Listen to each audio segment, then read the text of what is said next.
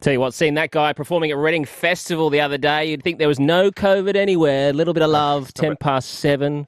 No, the world has got over COVID. They're moving on. Australia and New Zealand are stuck behind. There's no doubt about that. We're trying Mate, it's the squabbling. It's the squabbling between the states. It's the squabbling between the now local government, where some places are less. It's just getting... What are we? It's the crazy rules that we have no idea what we're meant to be doing because they change. Making them up. They change every single day. On the news last night, we were watching some LGAs are completely shut and others aren't, who are next door, and some of them have got more cases and they're open. The ones that don't have any cases and they're shut. Here was an example of the madness.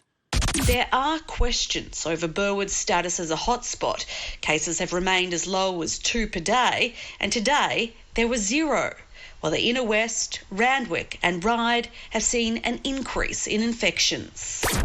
So we're joined by the Mayor of Burwood, John Faker. Mate, are you shaking your head at the fact that your area is still locked down? Well, mate, I thought I was the only one confused, but you two seem as confused as I because we can't work out why the Premier is still locking down an area that only has a handful of cases. So we're feeling discriminated against at the moment. And when you call, John, you're a mayor. You're a mayor of a major part of Sydney. When you try and get hold of someone in the state government to go, hey, look, what's going on here? What happens? Well, they haven't been communicating with us at all. Like, we didn't even receive a formal communication telling us that we're a hotspot area. We learnt about it on the 11 a.m. briefings. So I've written to the Premier and the Health Minister to work out, okay, well, what was the criteria you used to add us to the hotspot list so we know how to get out of it? That's what a great word, criteria, John. That is such a great word. But what are we using here? What are the benchmarks here? I put it to you, John, that they wouldn't know because they're making it up without really thinking about it in any great depth, and they've just forgotten that they even probably locked you down.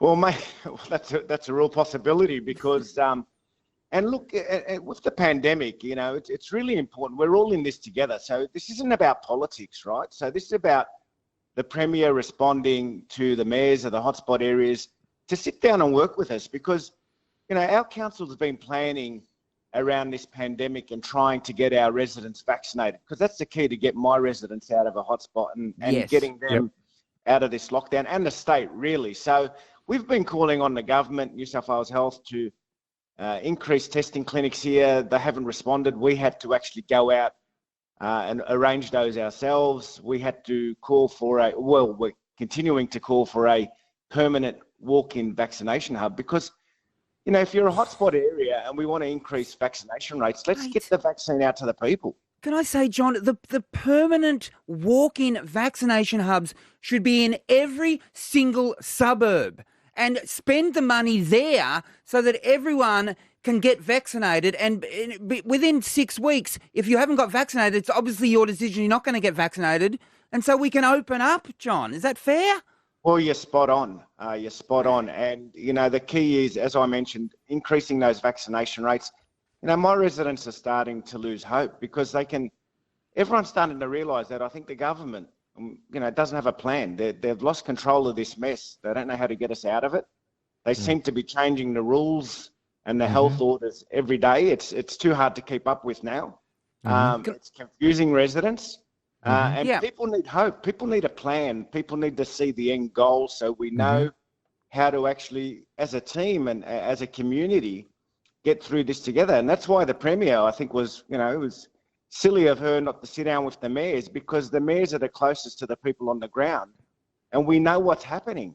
We're speaking to I had a resident that wrote to me who's 37 weeks pregnant and now because we're a hotspot area, her partner can't attend with her to hospital and she's frightened. Mate, it's crazy. Look, let's hope the Premier and her team are listening or at least hear about this and they absolutely start talking to people like John every single day. Yep. And so that we can, as everyone can be on the same page and we can move on with our lives. As much as John, look, I get up Hughesy every day because he's on Twitter all day, right? Arguing with people, John. And I'm like, mate, get off. But I'm starting to come around to the point now with it might be the only thing they listen to.